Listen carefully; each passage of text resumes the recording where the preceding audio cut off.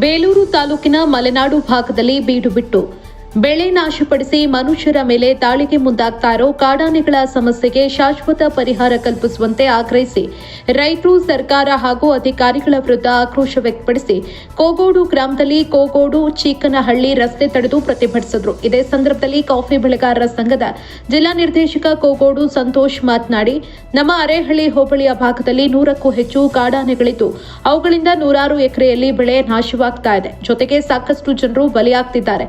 ರೈತರು ತೋಟಕ್ಕೆ ಹೋಗಿ ವಾಪಸ್ ಬರ್ತಾರೆ ಅನ್ನೋ ನಂಬಿಕೆ ಇಲ್ಲ. ಹಗಲು ರಾತ್ರಿ ಎನ್ನದೇ ಕಾಡಾನೆಗಳು ಎಲ್ಲೆಂದರಲ್ಲಿ ಓಡಾಡ್ತಾ ಇವೆ. ಈ ಕಾಡಾನೆಗಳ ಸಮಸ್ಯೆಗೆ ಸರ್ಕಾರ ಶಾಶ್ವತ ಪರಿಹಾರ ಕಲ್ಪಿಸಬೇಕು. ಇಲ್ಲದಿದ್ದಲ್ಲಿ ಚೀಕನಹಳ್ಳಿ, ಹುನುಗನಹಳ್ಳಿ ಗ್ರಾಮ ಪಂಚಾಯಿತಿ ವ್ಯಾಪ್ತಿಯ ಜನರು ಮುಂದಿನ ಜಿಲ್ಲಾ, ತಾಲೂಕು ಹಾಗೂ ಗ್ರಾಮ ಪಂಚಾಯಿತಿ ಚುನಾವಣೆಗಳನ್ನು ಬಹಿಷ್ಕರಿಸಬೇಕಾಗುತ್ತೆ. ಅಲ್ಲದೆ ಈಗ ಬಿಡದಿಯಲ್ಲಿ ರೈತರಿಗೆ ಹೇಗೆ ಎಕರೆಗೆ 2.5-3 ಕೋಟಿ ಕೊಡ್ತಿದ್ದಾರೋ ಹಾಗೆ ನಮಗೂ ಎಕರೆಗೆ 1 ಕೋಟಿಯಂತೆ ಕೊಟ್ರೆ ನಾವೇ ಇಲ್ಲಿಂದ ಸ್ಥಳಾಂತರಗೊಳ್ತೀವಿ. ಇಲ್ಲದಿದ್ದಲ್ಲಿ ಆನೆಗಳನ್ನ ಸ್ಥಳಾಂತರಿಸಿ, ಇಲ್ಲದಿದ್ದಲ್ಲಿ ರಾಷ್ಟ್ರೀಯ ಹೆದ್ದಾರಿ ರಸ್ತೆ ತಡೆದು ಉಪವಾಸ ಸತ್ಯಾಗ್ರಹ ಮಾಡಬೇಕಾಗತ್ತೆ ಅಂತ ಎಚ್ಚರಿಸಿದ್ರು. ಇದೇ ಸಂದರ್ಭದಲ್ಲಿ ಕಾಫಿ ಬೆಳೆಗಾರರ ಸಂಘದ ತಾಲೂಕು ಕಾರ್ಯದರ್ಶಿ ಗೆಂಡೇಹಳ್ಳಿ ಲೋಕೇಶ್ ಹಾಗೂ ಗ್ರಾಮ ಪಂಚಾಯಿತಿ ಮಾಜಿ ಅಧ್ಯಕ್ಷ ಹರೀಶ್ ನಾಗೇನಹಳ್ಳಿ ಮಾತನಾಡಿ, ಕಳೆದ 4 ವರ್ಷಗಳಿಂದ ಚೀಕನಹಳ್ಳಿ, ಹುನುಗನಹಳ್ಳಿ ಗ್ರಾಮ ಪಂಚಾಯಿತಿ ವ್ಯಾಪ್ತಿಯಲ್ಲಿ ಕಾಡಾನೆಗಳ ಉಪಟಳ ಹೆಚ್ಚಾಗಿದ್ದು ಇಲ್ಲಿ ಜೀವನ ನಡೆಸೋದೇ ಕಷ್ಟವಾಗಿದೆ. ಈಗಾಗಲೇ ಕಾಡಾನೆಗಳ ದಾಳಿಗೆ ಜನರು ಬಲಿಯಾಗಿದ್ದಲ್ಲದೆ ನೂರಾರು ಎಕರೆ ಬೆಳೆ ನಾಶವಾಗಿದೆ.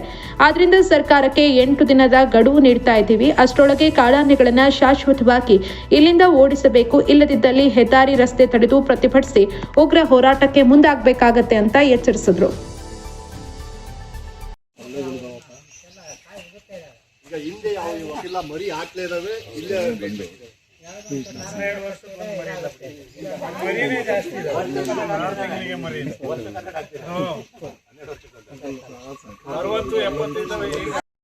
ನನಗೆ 1 ರೂಪಾಯಿ ದುಡಿಯಕ್ಕೆ ಆಗ್ತಲ್ಲ. ನಾವು ಅದನ್ನ ದುಡಿಯಕ್ಕೆ ಆಗ್ತಲ್ಲ. ಈ ಒಂದು ಗಿಡ ಬೆಳೆಯಕ್ಕೆ ಆಗ್ತಲ್ಲ. ಇವೆಲ್ಲ 30-35 ವರ್ಷ ಗಿಡ, 20-25 ವರ್ಷ ಗಿಡ.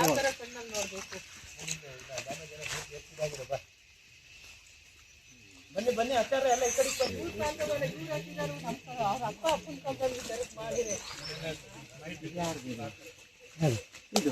ಇದೇ ನಮ್ದು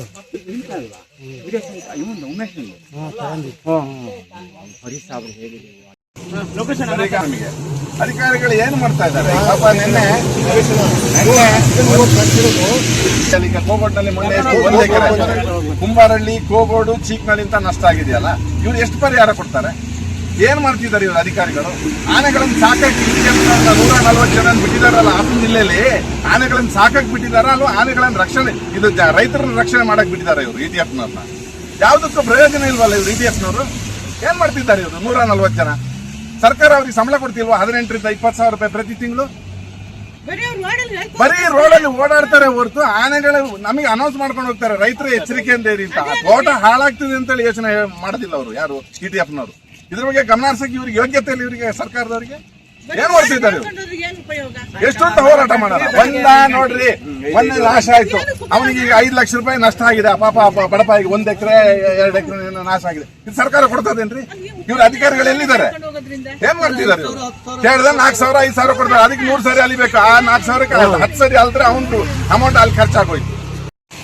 ಲೋಕೇಶ್, ಬೇಲೂರು ಕಾಫಿ ಬೆಳೆಗಾರರ ಸಂಘದ ಕಾರ್ಯದರ್ಶಿ. ಈಗ ನಮ್ಮ ಸ್ನೇಹಿತರುಗಳು ಹೇಳಿದಾಗೆ ನಾವು ಈಗ ತಾನೇ ತೋಟನ ವೀಕ್ಷಣೆ ಮಾಡಿ ಬಂದ್ವಿ. ಖಂಡಿತವಾಗ್ಲೂ ಪಾಪ ಅವರು ಹೆಣ್ಣು ಮಗು ಅವರು ಕಣ್ಣೀರು ತಂದು ಹೇಳಿದ್ದು, ಅವರು ಎಷ್ಟು ಕಷ್ಟಪಟ್ಟಿದ್ದಾರೆ ಆ ತೋಟಕ್ಕಾಗಿ. ಅಲ್ಲಿ ಆ ಮಟ್ಟಕ್ಕೆ ತರಬೇಕಾದ್ರೆ ನಮ್ಮ ಅಪ್ಪ ಅಮ್ಮದಿರ ಕಾಲದಿಂದ ಹಾಕಿದಂತ ತೋಟ ಈ ಮಟ್ಟಕ್ಕೆ ಬಂದಿದೆ ಅಂತಂದ್ರೆ ಆ ತೋಟನ ಮತ್ತೆ ತರಬೇಕು ಅಂದ್ರೆ 30 ವರ್ಷಗಳ ಕಾಲ ಬೇಕು. ಮತ್ತೆ ಈ ರೀತಿ ನುಕ್ಸಾನ ನಷ್ಟ ಆಗ್ತಾ ಇದೆ. ಇವು ಆನೆಗಳು ಕೇವಲ ಅವರು ಆಹಾರಕ್ಕಾಗಿ ಬರ್ತಾರ ಅಂತದಲ್ಲ, ಅವು ಒಂದ್ ರೀತಿ ಈಗ ಕೊಬ್ಬಿದೆ. ಯಾಕೆಂತಂದ್ರೆ ಇಲ್ಲಿ ಬರ್ತಿರ್ತಕ್ಕಂಥ ಆಹಾರಗಳು ತಿನ್ಕೊಳ್ತವೆ, ಹೋಗ್ತಾ ಇದೆ. ಬಟ್ ಅದ್ರ ಆನೆಗಳು ತಪ್ಪು ಅಂತ ಹೇಳೋದಕ್ಕಾಗಲ್ಲ. ಸರ್ಕಾರದ ಮಟ್ಟದಲ್ಲಿ ಇದರ ಕೆಲಸ ನಡೀಬೇಕು. ಅವ್ರು ಏನ್ ಆನೆಗಳಿಗೆ ಏನ್ ಬೇಕು, ಆಹಾರಗಳು ಏನ್ ಬೇಕು, ಇವ್ರು ಕೋಟ್ಯಾಂತರ ರೂಪಾಯಿ ಕೊಟ್ಟಿದೀವಿ ಅಂತ ಹೇಳ್ತಾರೆ. ಅವ್ರಿಗೆ ಎಲ್ಲಿ ಕೊಟ್ಟಿದ್ದಾರೆ? ಇವರು ಕೋಟ್ಯಾಂತರ ರೂಪಾಯಿ ಕೊಟ್ಟಿರ್ತಕ್ಕಂಥದ್ದು ಯಾವ್ದು ಕೊಟ್ಟಿದ್ದಾರೆ? ಹಾಗಾದ್ರೆ ಇವರು ಕಾಡ್ನಲ್ಲಿ ಹಚ್ಚಿ ಒಂದು ಫಾರೆಸ್ಟ್ ಅನ್ನ ಅವರು ಒಂದು ರಿಸರ್ವ್ ಮಾಡಿ, ಆ ಫಾರೆಸ್ಟ್ ನಲ್ಲಿ ಇವರು ಒಂದು ಕೆರೆಗಳನ್ನು ಕಟ್ಟೋದಾಗ್ಲಿ ಅಥವಾ ಅವರು ಹಣ್ಣಿನ ಮರಗಳನ್ನು ಬೆಳೆಸೋದಾಗ್ಲಿ, ಕಾಡಾನೆಗಳು ಏನ್ ಬೇಕು ಆಹಾರ, ಆ ಆಹಾರನ ಅವ್ರು ಬೆಳೆಸ್ಬೇಕು. ಆನೆಗಳ ಆಹಾರ ಇಲ್ಲದೆ ನಾಡಿಗೆ ಬರ್ತಾ ಇದೆ. ಅವ್ರು ಹೇಳ್ಬೋದು ನಾವು ಆನೆಗಳ ಜಾಗಕ್ಕೆ ನಾವು ಹೋಗಿದೀವಿ ಅದಕ್ಕೆ ಬರ್ತಾ ಇದೆ ಅಂತ. ನಾವು ಯಾರು ಆನೆಗಳ ಜಾಗಕ್ಕೆ ಹೋಗಿಲ್ಲ ಸ್ವಾಮಿ. ನಮ್ದೆಲ್ಲ ನಾವು ಪಿತ್ರಾರ್ಜಿತ ಬರ್ತಿರ್ತಕ್ಕಂಥ ನಾವು ಲ್ಯಾಂಡ್ಗಳು, ನಾವು ಯಾರು ರಿಸರ್ವ್ ಫಾರೆಸ್ಟ್ಗೆ ಹೋಗಿಲ್ಲ. ಆನೆಗಳು ನಮ್ಮ ಪ್ಲೇಸಿಗೆ ಬಂದಿದೆ. ಇವರಿಗಾದ್ರೆ ಸರ್ಕಾರದವರಿಗೆ ಎಲ್ಲೋ ಕೆರಡದಲ್ಲಿ ಒಬ್ಬ ಸತ್ತರೆ ನಮ್ಮ ಆನೆ ಹೋಗಿ ಅವ್ನು ಸಾಯ್ತಿದೆ ಅಂತ ಹೇಳಿ ಅವ್ರಿಗೆ ಹೋಗಿ ಪರಿಹಾರ ಕೊಟ್ಟು ಬರ್ತಾರೆ ನಮ್ಮ ಮುಖ್ಯಮಂತ್ರಿಗಳು ಮೊದಲವರು. ಆದ್ರೆ ಇವತ್ತು ನಮ್ಮ ನಾಡಿನ ಜನ ಅವರೇ ಹೇಳೋ ಪ್ರಕಾರದಲ್ಲಿ ಅವರ ಆನೆಗಳು ಬಂದು ನಮ್ಮ ಪ್ರಾಣಹಾನಿ ಮಾಡ್ತಾ ಇದೆ. ಸುಮಾರು ಲಕ್ಷಾಂತರ ಕೋಟ್ಯಾಂತರ ರೂಪಾಯಿ ಬೆಳೆ ನಾಶ ಮಾಡ್ತಿದೆ. ಹಾಗಾದ್ರೆ ಇದ್ರ ಬಗ್ಗೆ ಗಮನ ಹರಿಸಬೇಕಾದ ಯಾರ ಕರ್ತವ್ಯ? ಸರ್ಕಾರದ ಕರ್ತವ್ಯ. ಈಗ ನೋಡಿ, ನಾವು ಇದಕ್ಕೆ ಮೊದಲೇನೆ ರಸ್ತೆ ತಡೆ ಮಾಡಬೇಕು ಅಂತಕ್ಕಂಥ ನಮ್ಮ ವಿವಿಧ ಸಂಘಟನೆಗಳೆಲ್ಲ ಸೇರ್ಕೊಂಡು ಮಾಡಿದ್ವಿ. ಆದ್ರೆ ರಸ್ತೆ ತಡೆ ಮಾಡೋದು ನಾವು ಈ ನಮ್ಮ ಅಧಿಕಾರಿಗಳೇನಿದ್ದಾರೆ ಈ ತರ ಏನಾದ್ರು ನಾವು ಮೀಟಿಂಗ್ ಮಾಡಿದ್ರೆ ಇನ್ನೊಂದು ಮಾಡಿದ್ರೆ ಅದು ಬಹಳ ತ್ವರಿತವಾಗಿ ಮೇಲ್ಮಟ್ಟಕ್ಕೆ ತಲುಪಿಸೋದು ಅಷ್ಟೇ ಅವ್ರ ಕೆಲಸ. ಮೇಲ್ಮಟ್ಟಕ್ಕೆ ತಲುಪಿಸಿದ್ರು. ಅವತ್ತಿನ ಒಂದು ಏನು ಜಿಲ್ಲಾ ಮಂತ್ರಿಗಳಿದ್ರು ಅವ್ರು ಬಂದ್ರು, ಇಲ್ಲಿಗೆ ಬಂದ್ಬಿಟ್ಟು ನಮಗೆ ಆಶ್ವಾಸನೆ ಕೊಟ್ಟರು, ಇನ್ನು 15 ದಿನದಲ್ಲಿ ಆನೆ ಸ್ಥಳಾಂತರ ಮಾಡ್ತೀವಿ ಅಂತ ಹೇಳಿದ್ರು. ನಾವು ಅವ್ರ ಮಾತನ್ನು ನಂಬಿದ್ವಿ. ಯಾಕೆಂತಂದ್ರೆ ಸಚಿವ ಸಂಪುಟದಲ್ಲಿ ಇದರಲ್ಲಿ ಉತ್ತಮವಾದ ಮನುಷ್ಯ ಮಾತನ್ನು ನಂಬೋದು ಅಂತಂದ್ರೆ ಕೃಷ್ಣ ಬೈರೇಗೌಡರು ಅವ್ರು ಹೇಳಿದ್ರಲ್ಲ ಅಂತೇಳಿ ಆ ಮಾತನ್ನು ನಂಬಿದ್ವಿ. ಇಲ್ಲಾಂದ್ರೆ ನಾವು ಅವತ್ತೇ ರಸ್ತೆ ತಡೆ ಮಾಡ್ತಾ ಇದ್ದು ಉಗ್ರ ರೂಪದ ಹೋರಾಟನೂ ಕೂಡ ನಾವು ಮಾಡೋದಕ್ಕೆ ತಯಾರಾಗಿದ್ವಿ. ಬಟ್ ಅವ್ರು ಹೇಳಿ ಆ ಮಾತನ್ನ ಉಳಿಸ್ಕೊಳ್ಳಿಲ್ಲ. ಅವ್ರು ಕುರ್ಚಿ ಉಳಿಸ್ಕೊಳ್ಳೋದಕ್ಕೆ ಓಡಾಡ್ತಾ ಇದ್ದಾರೆ. ಇವತ್ತು ಇದುವರೆಗೂ ಒಬ್ಬ ಅರಣ್ಯ ಮಂತ್ರಿ ಮಾಡಿದ್ದಾರೆ ಸ್ವಾಮಿ. ಇವರು ಸಚಿವ ಸಂಪುಟ ಇದಾಗಿ ಸರ್ಕಾರ ಕಳೆದ 7 ವರ್ಷದಿಂದ ಇಲ್ಲಿ ಆನೆಗಳು ಬಿಟ್ಬಿಟ್ಟಿದೆ. 80-85 ಆನೆ ಇದೆ.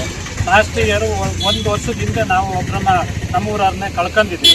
ಅದಾದ ನಂತರ DC ಅವ್ರು ಬಂದು ನಮಗೆ ಇಲ್ಲಿಂದ ಸ್ಥಳಾಂತರ ಮಾಡಿಕೊಡ್ತೀವಿ ಎಂದು ಎಲ್ಲ ಇದು ಬಂದು, ಅದಾದ್ಮೇಲೆ ಅರಳಿಲು ಲತಾ ಕುಮಾರಿ DC ಅವರು ಹೇಳಿದ್ರು 1 ವರ್ಷ ಟೈಮ್ ಕೊಡಿ, ನಿಮ್ಮನ್ನ ಇಲ್ಲಿಂದ ಆನೆಗಳನ್ನ ಎಲ್ಲವನ್ನು ಸ್ಥಳಾಂತರ ಮಾಡ್ತೀವಿ, ಯಾವುದೇ ಶಾಶ್ವತ ಪರಿಹಾರ ಮಾಡ್ತೀವಿ ಅಂತ.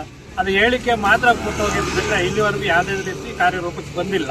ಇಲ್ಲೇನು ಅಂದ್ರೆ 1 ವರ್ಷಕ್ಕೆ ಈಗ ಪರಿಹಾರ 5-10 ಸಾವಿರ ಕೊಡ್ತಾರೆ. 30-35 ವರ್ಷದಿಂದ ಬೆಳೆ ಅಂತ ಹೇಳುದು. ನೀವು ಕೊಡೋ 1 ವರ್ಷದ 5-10 ಸಾವಿರ 35 ವರ್ಷ ಏನ್ ಮಾಡೋದು? ಅಲ್ಲಿವರೆಗೂ 1 ಕೆಜಿ ಗೊಬ್ಬರ ಹಾಕಕ್ಕಾಗಲ್ಲ. ಸ್ಥಳೀಯವಾಗಿ ನಾವೇನಂದ್ರೆ ನಮಗೆ ಶಾಶ್ವತ ಪರಿಹಾರ ಬೇಕಿಲ್ಲ. ಇಲ್ಲಿಂದ ಸ್ಥಳಾಂತರ ಆನೆಗಳನ್ನ ಮಾಡಬೇಕು. ಸರ್ಕಾರದ ಮಟ್ಟಕ್ಕೆ ಇದು ತಲುಪಬೇಕು. ಇಲ್ಲಿ ಮಟ್ಟದಲ್ಲಿ ಯಾರು ಇದು ತಲೆ ಕೆಡಿಸ್ಕೊಂತಿಲ್ಲ. ಶಾಶ್ವತವಾಗಿ ಆನೆಯನ್ನ ಮುತ್ತೋಡಿಗಾಗ್ಲಿ ಎಲ್ಲಿಗಾಗಲಿ ಡ್ರೈವ್ ಮಾಡಾಗಿ ಮನವಿ ಮಾಡ್ತಾ ಇದ್ದೀವಿ.